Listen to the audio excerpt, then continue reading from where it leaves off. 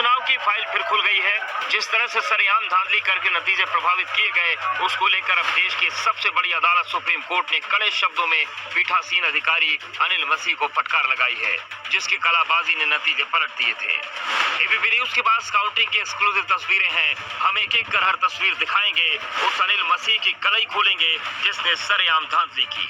अब आपको दिखाते हैं वो एक्सक्लूसिव तस्वीरें जो पीठासीन अधिकारी की सीट के ऊपर लगे कैमरे की तस्वीरें हैं। कैमरा नंबर 7 की ये तस्वीरें हैरान कर देने वाली हैं, क्योंकि वहां हुई धांधली की हर एक तस्वीर कैमरे में कैद हो गई। हम आपको वहां के एक एक सीन दिखाएंगे।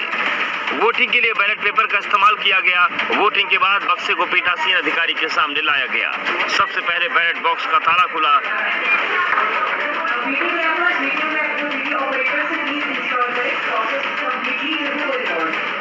ताले खुलते ही पर्चियां बाहर निकाली गई। बैलेट से कुल 36 पर्चियां बाहर ट्रे में रखी गई। पीठासीन अधिकारी ने एक एक कर सभी 36 मतपत्रों को गिना और एक ट्रे में रखा गया।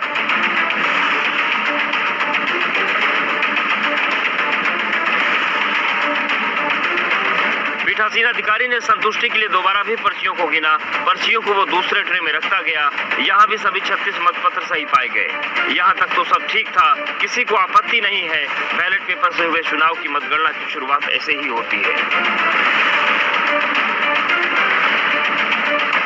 अब कुल 36 मतपत्र गिनने के बाद शुरू हुई वो साजिश जिसके तहत आप कांग्रेस को मिले वोट वाली पर्चियों के साथ छेड़छाड़ करनी थी।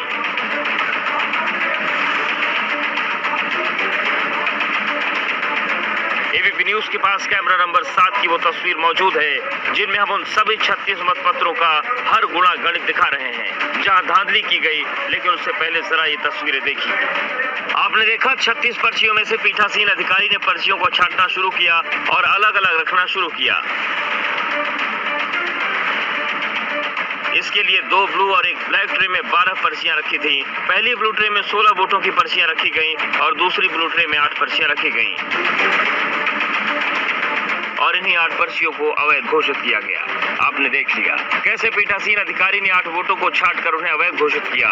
इससे सिर्फ वही पर्चियां शामिल थीं जिन पर आम आदमी पार्टी और कांग्रेस के उम्मीदवार के चिन्ह पर मुहर लगी थी। बीजेपी उम्मीदवार की एक भी पर्ची इसमें शामिल नहीं थी, यानी सिर्फ आप गठबंधन के उम्मीदवार के ही मतपत्र खारिज किए गए और बाद में बड़ी सफाई से उन्हें फाड़ भी दिया गया ताकि कोर्ट में दिखाने के लिए कोई सबूत न बचे। और ये तर्क खुद पीठासीन अधिकारी अनिल मसीह दे रहे हैं। उनके पोलिंग एजेंट थे अपना भाजपा के सौरभ जोशी जी, और जो आप पार्टी के और कांग्रेस के जो कॉम्बाइंड कैंडिडेट थे उनके जो पोलिंग एजेंट थे योगेश ढिंगरा जी, उनको रिक्वेस्ट करी कि आप आगे आकर ये सारा बैलेट पेपर चेक कर लीजिए। लेकिन वो बैलेट पेपर तो चेक करने की बजाय उनके जो आपके काउंसलर को एक मनोहर, प्रेमलता और कुछ कांग्रेस के councillors all in a sudden within seconds jump कर गए मेरे पूरा उस प्रोसेस को डिस्टर्ब करने के लिए, और उन्होंने आके बैलेट पेपर पे कब्जा कर लिया। तो this is totally what they are claiming. पूरा वीडियोग्राफी में लाइव टेलीकास्ट में दिख रहा है कि इलेक्शन प्रोसेस को, काउंटिंग प्रोसेस को डिरेल करने के लिए आप और कांग्रेस ने एक साजिश रची। तो सुना आपने अनिल मसीह क्या कह रहे हैं। एक तो चोरी, ऊपर से सीना चोरी। आपने एबीपी न्यूज पर काउंटिंग की एक्सक्लूसिव तस्वीरें देखी। उसमें साफ दिख रहा है कि अनिल मसीह ने कैसे सरेआम धांधली की और नतीजे पलट दिए। जब इसका विरोध हुआ तो बैलेट पेपर फाड़ दिए और इसका इल्जाम वो आम आदमी पार्टी और कांग्रेस के पार्षदों पर लगा रहे हैं। कैमरे में उनकी हर एक हरकत कैद हो चुकी है, जिसे देखकर उन्हें सुप्रीम कोर्ट से न सिर्फ फटकार मिली बल्कि उनको कोर्ट में पेश होने का फरमान भी सुनाया है। इन्हीं तस्वीरों को देखकर सुप्रीम कोर्ट ने तर्क टिप्पणी की है। अनिल मसीह पर मुकदमा चलाने को कहा है क्योंकि उसकी कारगुजारी ही ऐसी है कि कोर्ट को यह कहना पड़ गया कि वो लोकतंत्र की हत्या नहीं होने देगा।